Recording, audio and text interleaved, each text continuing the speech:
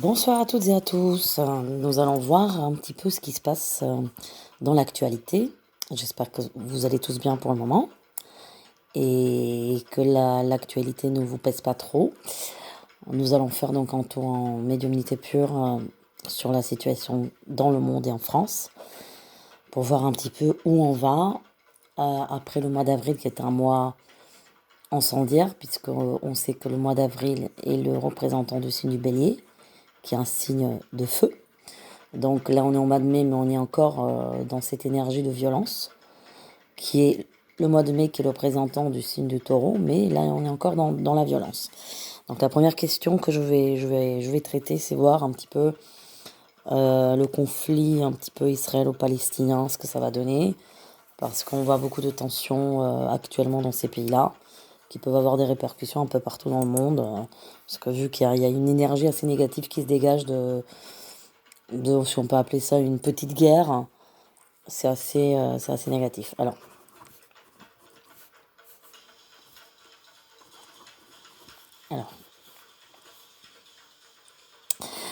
la première chose qu'on me dit, c'est que ce conflit-là, il va pas s'arrêter là tout de suite, hein. C'est quelque chose qui perdure dans le temps. Alors, sans énormément de gravité dans le sens que c'est déjà très grave, mais je vois pas pour le moment se déclencher une guerre vraiment, une guerre officielle, si on peut appeler ça comme ça. Je dirais que les deux parties restent en alerte, hein. C'est un petit peu. Mais bon, il aura quand même. Ce conflit va perdurer. Et là, où vraiment, il y a quelque chose qui me paraît assez négatif. J'ai deux périodes. J'ai le mois de juin, fin de mois de juin, et le mois d'août. Alors, le mois d'août me paraît très très grave.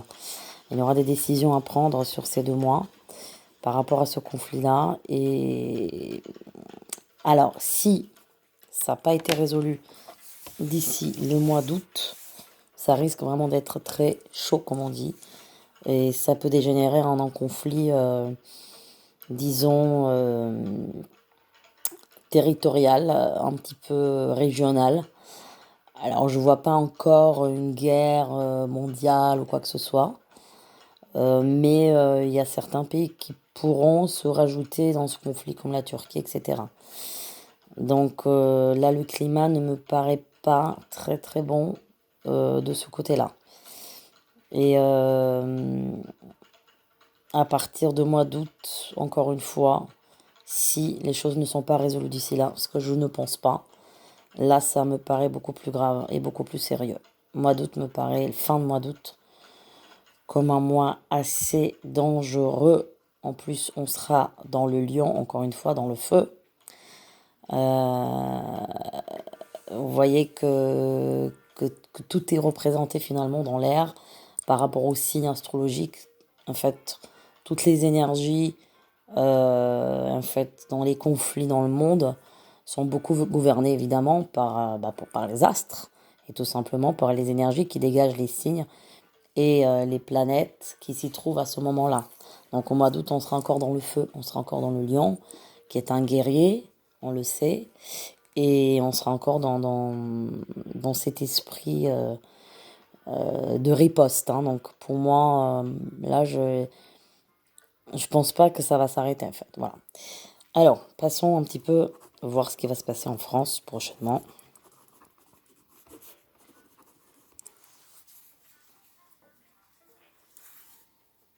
J'ai l'impression qu'actuellement, il y a plusieurs attentats qui sont déjoués, qu'on n'en parle pas forcément à la télé, mais vous savez qu'on dit pas tout à la télé, hein, franchement, surtout la télé française. Déjà, on parle jamais des pays extérieurs, on parle que de la France. C'est dommage qu'on parle jamais de ce qui se passe ailleurs, hein. C'est intéressant de voir un petit peu le monde, hein. Et donc du coup, voilà, il y a plusieurs choses qui vont être déjouées, qui vont être cachées. Euh, je dirais que les forces de l'ordre sont sur le pied de guerre, si on peut employer cette expression, c'est-à-dire qu'ils sont en alerte. En tout cas, ça a été une recommandation du ministre Darmanin. Pour moi, ils sont en alerte, c'est-à-dire qu'ils sont extrêmement ils font très très gaffe. Ils savent que là, il y a des choses qui sont en train de se déjouer et des choses très très graves. Alors, on me parle tout de suite d'un problème dans le métro. Je ne sais pas si quelqu'un qui va prendre des gens en otage dans le métro, ou il y a quelque chose. Alors, ça se pourrait que ce soit pas le métro parisien.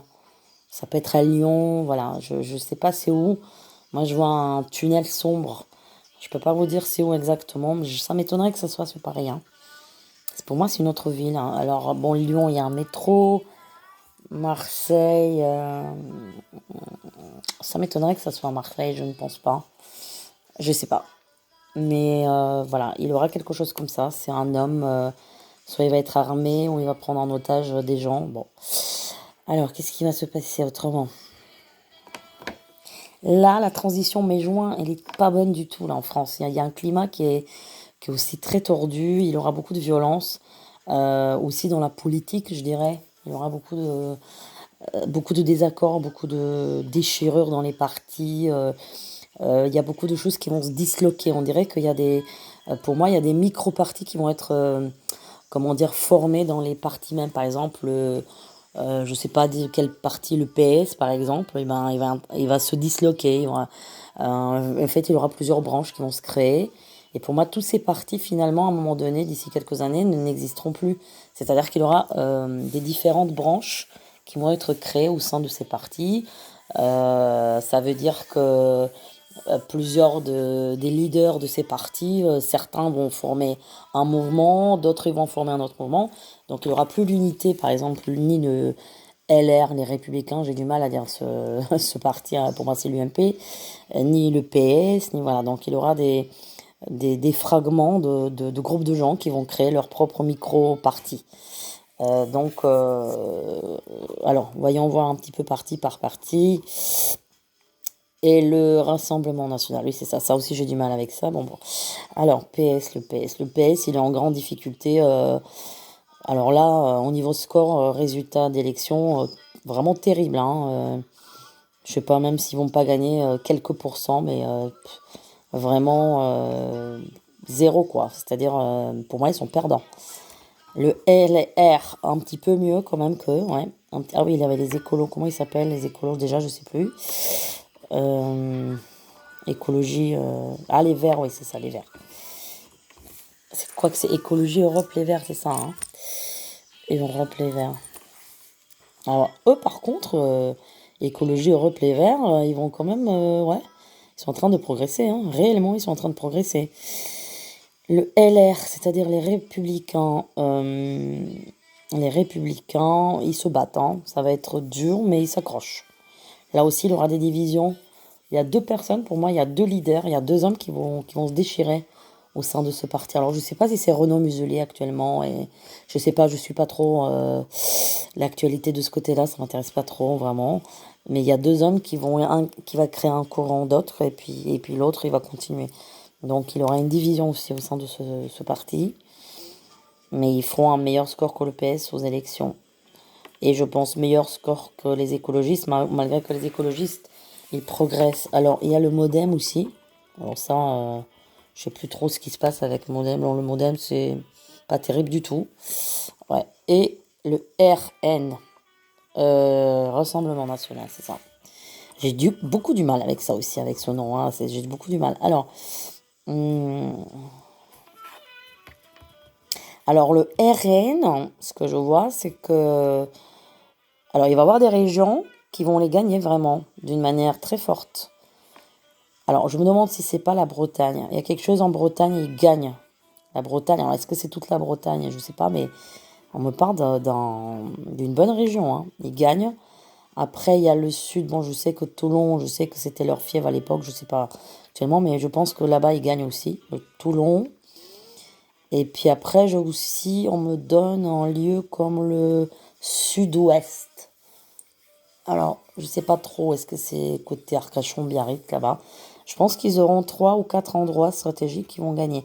Alors, gagner toute la France, je crois pas. Mais il aura quand même un bon score aux élections. Alors, voyons voir un petit peu sur, par exemple, Emmanuel Macron, qui est né le 21/12/1977. Donc, qu'est-ce qui se passe pour lui?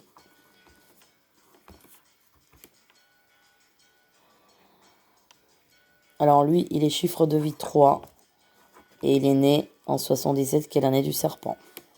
Nous sommes dans l'année du buffle cette année. Donc buffle, serpent, moi, c'est pas trop terrible. Hein. L'année prochaine, c'est l'année du tigre. Alors ça va être chaud aussi l'année prochaine. Ça va être très très chaud.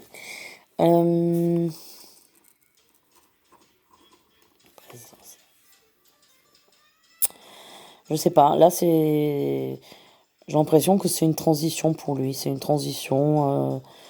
Moi, personnellement, je ne pense pas qu'il va se présenter aux élections. Je ne pense pas. Je sais pas, mais je pense qu'il va bifurquer. Et pour moi, je ne pense pas. Je ne pense pas. En tout cas, là, on voit qu'il a un avenir qui est incertain. Actuellement, c'est très difficile pour lui. Et je pense qu'il est très incertain de ses choix. Il va avoir un très gros conflit. On me donne un général de l'armée ou ouais, quelqu'un qui est sous ses ordres de toutes les façons. Je parle pas de la tribune des généraux qui vient de sortir. Ça n'a aucun rapport avec ça. Mais avec un général de l'armée, il va être un très grand désaccord avec cette personne. Et je pense que ça va faire encore peut-être un scandale. Voilà. Il aura une ouverture vers l'étranger par rapport à des accords avec l'étranger à partir de septembre, ce qui va être assez intéressant pour la France d'ailleurs. Alors, je pense qu'il y a une très forte pression sur lui pour justement pour changer certaines choses dans l'État, pour endurcir les règles et tout. Et pour le moment, il n'a pas l'air très flexible, je dirais. Hein. J'ai l'impression qu'il sait pas trop quoi faire. Mais bon, là, ça reste. Bon, il aura une décision à prendre en mois de septembre qui sera très importante pour la France, de toutes les façons. Donc c'est peut-être une loi qui va être votée, mais qui va être très importante. Alors, il y a Marine Le Pen qui est née le 5 août 68. Donc, elle est née dans l'année du singe. Et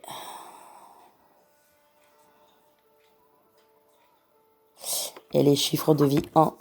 Donc, le chiffre de vie 1, c'est des gens assez égoïstes, on va dire, et assez solitaires. Voilà, ils sont quand même très solitaires. Pas très entourés, hein, mais en général, ils n'ont pas vraiment beaucoup d'amis. Ils font partie solo. Voilà. Elle aura une déception. Je sais pas. Elle va être déçue là. Elle va être déçue là sur l'automne. C'est quand d'ailleurs les élections? Je sais même pas c'est quand les élections, mais il y a une déception. Si les élections sont là cet été, je sais pas c'est quand. Mais en tout cas après l'été, il y aura une déception pour elle. Donc elle va aussi se poser beaucoup de questions. Alors 2022 pour elle n'est pas forcément une super bonne année. Non. Présidente, je ne pense pas qu'elle sera. Non. Je ne pense, enfin, je le vois pas là. Je le vois pas. Alors, j'ai noté aussi Xavier Bertrand. Que je ne pense pas qu'il sera président non plus. Hein. Je ne pense pas comme ça d'intuition. Alors, lui, il est né aussi dans l'année du serpent, 65. Et les chiffres de vie, alors voyons, 6, 7, 8, 9, 10, 11, 12, 13. 4 et 5, ça fait 9. Donc il est chiffre de vie 9, alors c'est très difficile. Chiffre de vie 9, c'est très difficile. Alors pour lui, qu'est-ce qui se passe? Non, on va lui mettre beaucoup de bâtons dans les roues. Je sais pas, j'ai ni un bon score dans les élections. Je sais pas d'ailleurs, je crois qu'il se présente, je sais plus où. Dans le Nord, je crois. Pas terrible du tout. Pour moi, il n'a pas un bon score d'élection et président de la France, j'y crois pas du tout. Voilà. Alors j'ai noté aussi Éric Dupond-Moretti. Comme ça pour voir. Alors lui, il est né le 20-04. Donc 61. Alors le 20-04, théoriquement, c'est un bélier.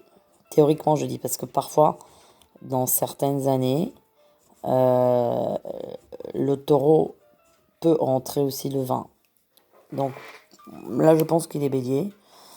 Mais alors lui, qu'est-ce qu'on me dit? Il est quoi comme chiffre? 6, 7, 8, 9, 10, 11, 12. Ah, il est 5. C'est un aventurier, le monsieur. Monsieur aventurier, 5. Non, lui, ça s'annonce plutôt bien pour lui, hein, l'avenir. Hein. L'avenir politique, il m'a l'air pas mal. Donc, en plus, cette année, c'est l'année du buffle. Et lui, il est né dans l'année du buffle. Donc, bon, bah, c'est plutôt positif pour lui. Hein. Moi, j'ai l'impression que lui, il pourrait gagner des élections là où il se présente. En tout cas, je sais pas, il va avoir un bon score. Hein. Lui, là, il a quand même un avenir plutôt positif, je dirais. Sur 2000, déjà fin d'année 2021, moi, c'est sûr qu'il change de poste. Il est plus ministre. Hein. Il est plus ministre. Alors, soit il aura un autre poste, ou bien s'il gagne les élections, ce qui peut être fort possible, voilà, il va être, je sais pas, député, mais en tout cas, il sera plus ministre. Hein. Il a quand même une bonne carrière devant lui. Hein. Bon, faut dire que c'est un homme intelligent en même temps. Après, on l'aime pas. Voilà, moi je me prononce pas, je sais pas, je peux pas vous dire mon avis personnel. Je sais pas, j'ai pas d'opinion par rapport à lui, mais on voit là que c'est un homme intelligent. En tout cas, en voyance, on voit que c'est quelqu'un qui est très profond dans la pensée. En plus, vous savez que les béliers, c'est des gens extrêmement intelligents. Ils sont des gens, c'est des gens cérébraux, on va dire. C'est des gens cérébraux, ils sont beaucoup, ils sont extrêmement, puisque le bélier représente le signe de la tête, je pense que vous le savez, et c'est le bébé des 12 signes astrologiques, c'est-à-dire que c'est le plus petit. Euh, on commence les signes, enfin celui qui est le plus âgé, c'est les poissons, donc comme des signes les plus mûrs hein, du zodiaque. Ça veut dire les plus anciens dans le monde, puisqu'on sait que, comment dire, les 12 signes zodiaques représentent aussi une évolution, c'est-à-dire que vous avez du plus ancien au plus jeune. Le plus ancien, c'est les poissons, et le nouveau-né, c'est les béliers. Mais les béliers, c'est des gens quand même extrêmement doués pour tout ce qui est orateur, même dans la religion, vous avez beaucoup de gens qui sont béliers, qui sont des excellents orateurs, excellents prêcheurs aussi, etc. Je dirais juste qu'ils sont pas très artistes. Hein. Moi, enfin, de l'expérience personnelle, je dirais que pour moi, ils n'ont pas de talent artistique. Mais en tout cas, c'est des gens. Voilà. Après, il y a aussi des dictateurs qui étaient béliers. Voilà. Non, lui, par contre, il a un bon avenir, je dirais. Alors, qu'est-ce qu'on voit d'autre pour. J'ai pas Darmanin, j'ai pas sa date. Gérard Darmanin. Moi, je pense il va plus être ministre de l'Intérieur, il va être changé. Hein. Il y aura un remaniement gouvernemental, ça c'est sûr. Alors, je me demande juste si ça va pas être après les élections. Je pense que oui. Il y aura un changement. Lui aussi, il a une bonne carrière, je dirais, oui. C'est positif pour lui, hein. Alors, qu'est-ce qui se passe d'autre en France? Beaucoup de tensions là sur mes joints, encore une fois. Je sais pas, je vois de la casse, moi, je vois de la casse, mais vraiment de la colère. Alors, est-ce que c'est les restaurateurs? Hein. Restaurateurs. Je suis pas sûre que ce soit les restaurateurs, mais c'est une autre branche de métier. Soit les gens des bars ou des boîtes de nuit, je sais pas, il va y avoir de la casse. Il y a beaucoup de colère. Et on me donne la couleur blanche. Je sais pas ce que c'est. Je sais pas, est-ce qu'ils ont des battes de baseball ou je sais pas qu'est-ce que c'est. Je vois du blanc et je vois de la casse. Il y a beaucoup de violence. Des incendies, oui, de voitures. Là, sur fin mai-juin.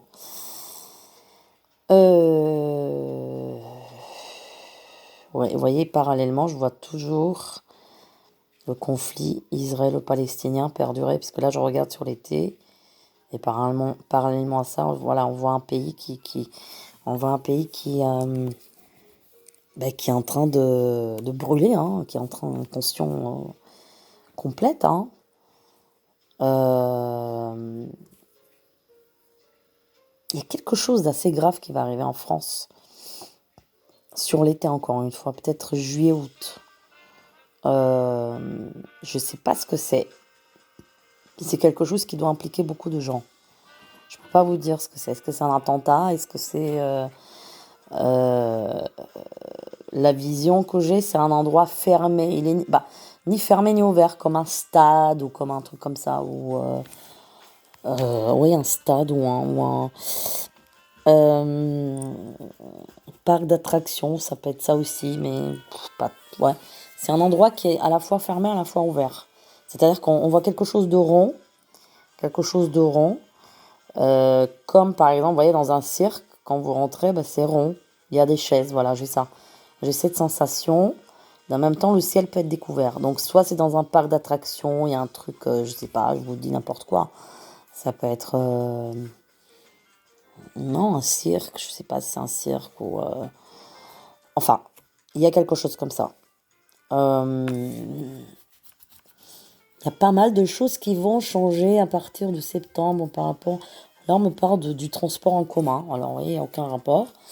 Il y a des changements dans le transport en commun. Alors, qu'est-ce que ça va être? Je sais rien. Est-ce que les tarifs vont augmenter encore? Ou je sais pas, il y aura des changements. Il y aura des choses qui changent. Alors, on n'a pas parlé de Anne Hidalgo. Ah oui, alors elle, quand est-ce qu'elle est née, Anne Hidalgo? Attendez 2 secondes, je vais vérifier la date. Je vais vérifier donc quand est-ce qu'elle est née. Voyons. On va voir un petit peu son avenir politique. Donc, alors, elle est née le 19 juin 59. Hop, elle est née dans l'année du rat. Et elle est quoi comme chiffre? 6 et un 7. 6 et un 7.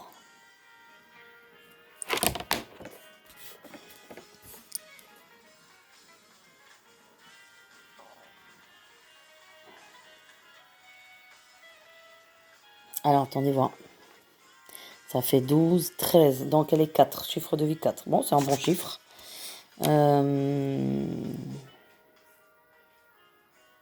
Ouais. Ouais. Président de la République. Non. Hein, on est bien d'accord. J'ai pas ça.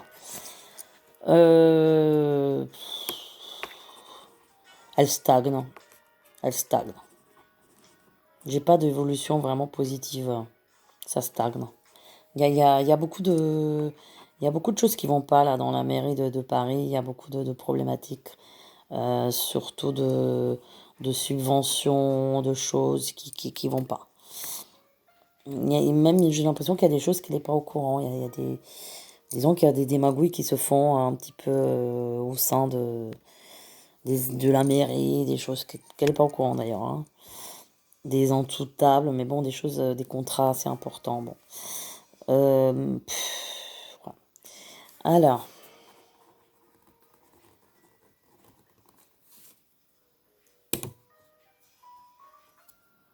moi, ce qui est marrant, mais là, quand je pose la question sur les présidentielles, on me dit tout de suite qu'il y a quelque chose qui va, il y a un basculement. Voilà, on me dit le mot basculement.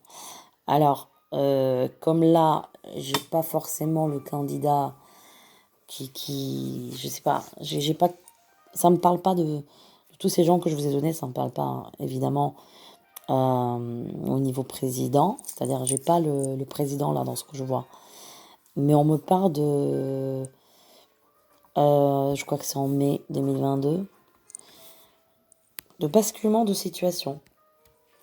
Il y a quelque chose qui est, comment vous dire ça? Quelque chose qui change complètement. Il y a un contretemps, voilà, il y a quelque chose qui se passe.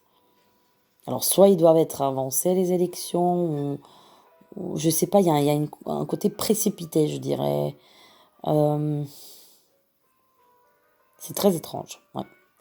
C'est très étrange. Et là, on me donne pas qui va être président. Je pense que c'est un homme, mais j'ai pas je peux pas vous dire qui c'est. Voilà. Alors, qu'est-ce qu'on peut dire d'autre? Ah oui, on n'a pas parlé du Covid. Le Covid, évidemment.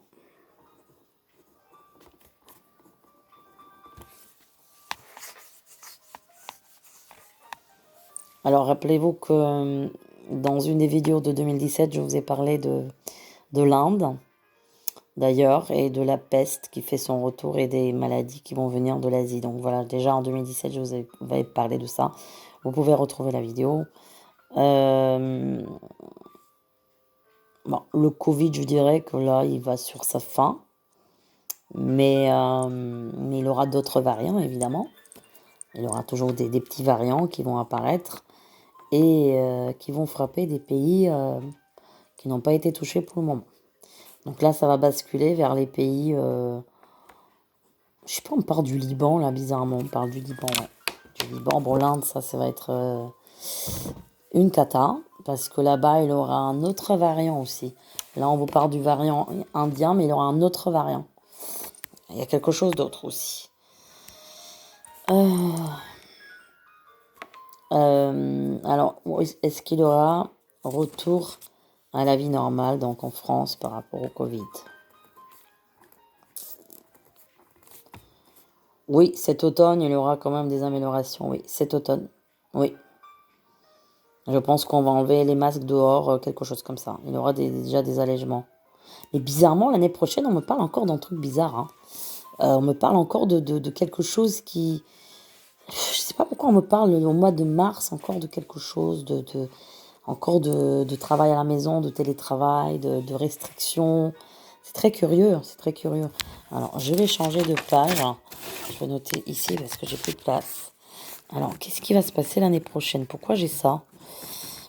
Pourquoi j'ai encore des choses qui... Qu'est-ce qui se passe l'année prochaine? Il y a un truc encore l'année prochaine avec je pense que c'est avec le Covid. Il y a encore un truc. Il y a encore un truc c'est incroyable ce qu'ils vont encore nous faire là. Il y a encore quelque chose là. C'est encore un autre truc. Enfin, c'est peut-être pas le Covid, mais c'est encore un autre truc. Parce qu'on me parle encore, je ne sais pas, j'ai encore l'impression que ça va être fermé, que tout va être. On dirait qu'il y a encore un confinement. Mais je le verrai plus l'année prochaine, hein. Alors, il faut être prudent sur les dates parce que, vous voyez, les dates dans l'espace-temps ne sont pas les mêmes qu'ici, sur Terre.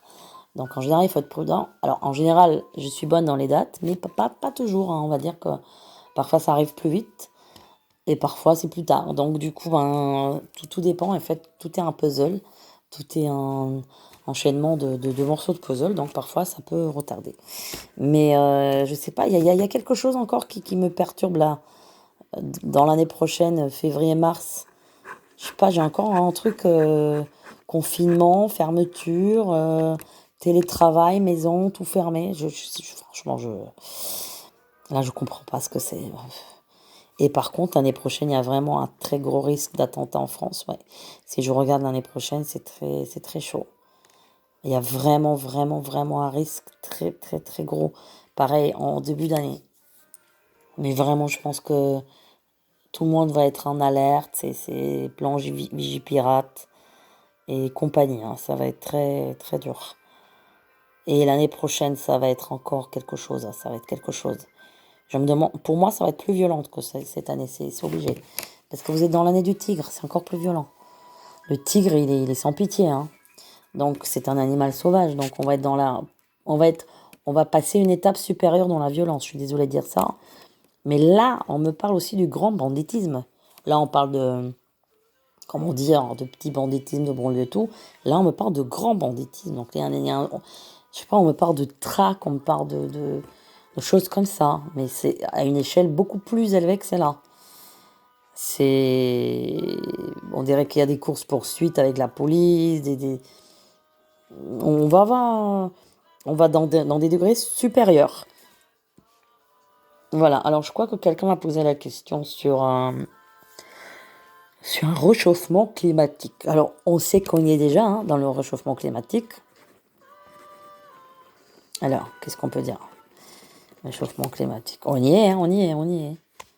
On y est et on va prendre pas mal de degrés, hein. Bon, d'ici 50 ans, on va prendre au moins 4 degrés de plus, je pense, hein. Sinon plus, hein, je suis gentil, hein. Oui, oui, c'est très grave ce qui va se passer. Et en plus, vous avez des îles, des archipels qui vont être complètement engloutis par l'eau. Déjà, je vous dis pour les Maldives et tout, les Seychelles, les Maldives et tout ça, ça va disparaître, hein. Bon, c'est pas là tout de suite, hein, mais non, non, ça va être très difficile en tous les cas. Mais bon, c'est vrai on va quand même vers plus un monde écologique. Ça, je vous avais déjà dit aussi. Dans les 10 prochaines années, je pense que tous les pays font un certain effort. Mais on me parle plus de pollution, d'usines, tout ça. C'est ça qui. Il y a énormément d'usines qui produisent des gaz toxiques et tout. Bah, évidemment, en Chine, c'est une catastrophe. Donc ça vient de là. Voilà. Et la Chine, alors la Chine, voyons voir. Ce qu'on me dit de la Chine, c'est qu'ils ont très peur d'une surveillance des étrangers chez eux. Je ne sais pas trop pourquoi, mais ils se sentent surveillés. On dirait qu'ils pensent qu'ils sont sous surveillance. Et je pense que c'est ça d'ailleurs. Oui, oui. Je pense que c'est ça. Alors là, pour le moment, ils vont pas trop bouger. La Chine, elle reste en dehors, je dirais, hein. Je dirais qu'ils se tiennent à carreau là.